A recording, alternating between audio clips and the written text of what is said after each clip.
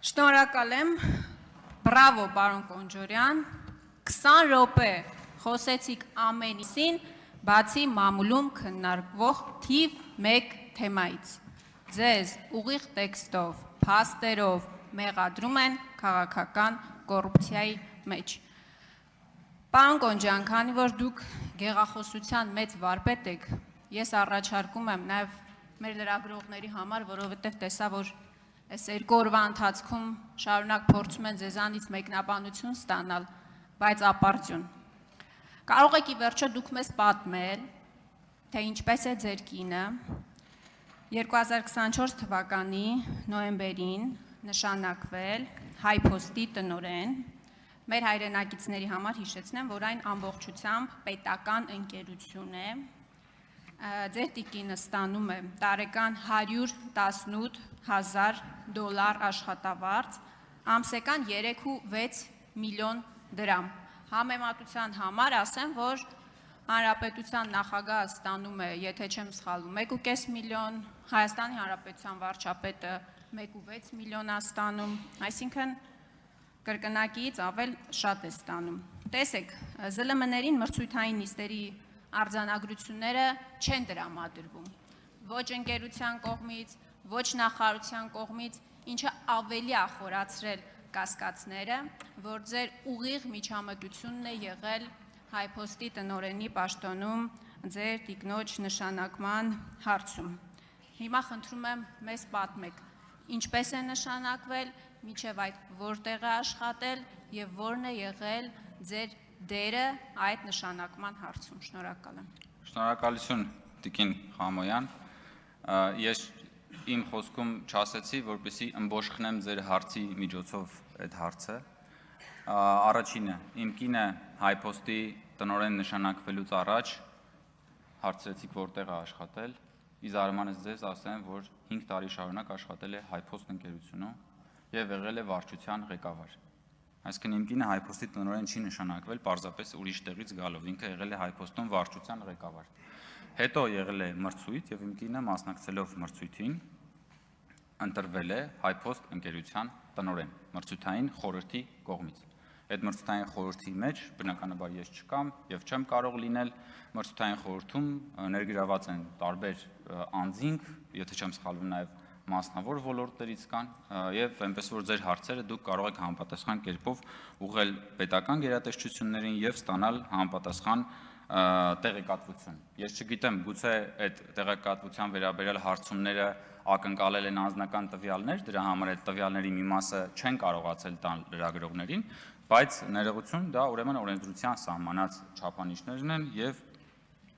կարծում եմ, որ այդտեղ դուք իմ նկատմամբ ամենայն դեպս չպետք է որևէ հարց ունենաք։ Երկրորդը, իմ կինը, քանի որ դուք շեշտեցիք աշխատավարձը, իմ կինը HiPost-ի պատմության մեջ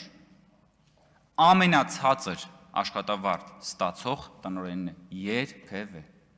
երբևէ HiPost-ի պատմության մեջ չի եղել տնօրեն, որ ստանա այնքան աշխատավարձ, ինչքան ստացել է իմ կինը։ Իմ կինը երբևէ ամենացածր աշխատավարձ ստացող պաշտոնյան է, այսինքն HiPost-ում, այսինքն երբ որ ինքը նշանակվել է HiPost-ի տնօրեն, դրանից առաջ նախորդող ժամանակներում, տարիներում, տասնամյակներում HiPost-ի տնօրենները ստացել են էականորեն ավելի բարձր աշխատավարձ եւ ինքը գնացել է ու հիմա ավելի ցածր է ստանում։ Այսինքն ձեր հյուսած նարատիվը, որ Հայ Կոնջյանի կինը նշանակվեց HiPost-ի տնօրեն եւ սկսեց ստանալ միանգամից տնօրեն այսքան աշխատավարձ, առնվազն չի համապատասխանում իրականությանը եւ կեղծ թեզ է։ Որպեսզի դուք պատկերացնեք, ես ձեզ ասեմ, որ HiPost-ի նախորդող ժամանակաշրջաններում եղել են ստորաբաժանումների ղեկավարներ, տնօրենի մասին չի խոսքը, նույնիսկ փոխտնօրենների մասին չի։ Նախորդող ժամանակներում եղել են ստորաբաժանումների ղեկավարներ, որոնք որ ստացել են էականորեն ավելի բարձր աշխատավարձ, քան թե այսօր ստանում է HiPost-ի տնօրենը։ Հետևաբար աշխատավարձի վերաբերյալ ձեր դատողությունները հետաքրքիր կլիներ նաև լսել այն ժամանակ։ Այդ ինչի այդ ոնց ստացվեց, որ դուք հենց նոր հիշեցիք HiPost-ի տնօրենի աշխատավարձի մասին։ Այդ ոնց ստացվեց, որ այդ լրագրողական կազմակերպությունները հենց նոր որոշեցին փորփրել HiPost-ի տնօրենի աշխատավարձի վերաբերյալ այս քննարկումները, երբ որ ես առաջադրվել եմ ԱԺ նախագահի տեղակալի պաշտոնում։ Արձագանքեք, ես կշարունակեմ, որովհետև դրա ասելիք ունեմ։ Արձագանք։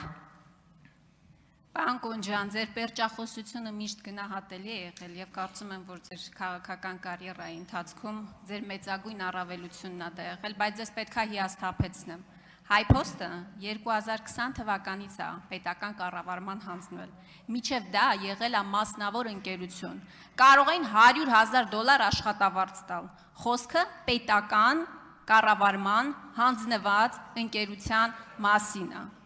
Եվ խոսքը տարեկան $118,000 մասին է։ Ինչ խոսք, վարչության պետից, լռեք, վարչության պետից, Հայփոստի տնօրեն այդ ցածկը կարծում եմ շատ արագ է ստացվել եւ վստահաբար ձեր ազդեցությունը եւ ձեր մասնակցությունը դրանում, եթե ոչ ուղիղ, ապա ակնհայտորեն եղել է։ Դուք ասում եք վերցրեք արձանագրությունները նախարարությունից, Հայփոստից չեն տրամադրում, մեր լրագրողները խնդրել են, չեն տալիս։ Կարող եք ասել այդտեղ ինչ անձնական տվյալ կա։ Ձեր լրագրողներն ինչ անձնական Կոնջյան, սպասեք ավարտի Տիկին Խամոյան։ Ինչ անձնական գաղտնիք կա այդտեղ եւ եթե կարելի է նաեւ քանի որ շատ եք այս վերջերս սկանդալների կենտրոնում հայտնվել, նաեւ պարզաբանումներ ներկայացրեք ձեր եղբոր արկածների մասին, նախկին իշխանությունների շատ էիք քննարկում, ինչու էր Տիկին Խամոյան, ավարտեք։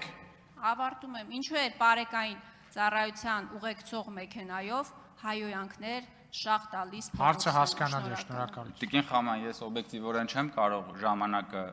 ձգել 1 րոպեն դարձնել 200 վայրկյան եւ պատասխանել ձեր բոլոր հարցերին, հուսամ որ մյուս ռետորները այդ հարցը կտան եւ ես կպատասխանեմ։ Տեսեք, ձեր անտեղյակությունը, Տիկին Խամոյան, նույնքան հաճելի է, որքան որ իմ պերճախոսությունը։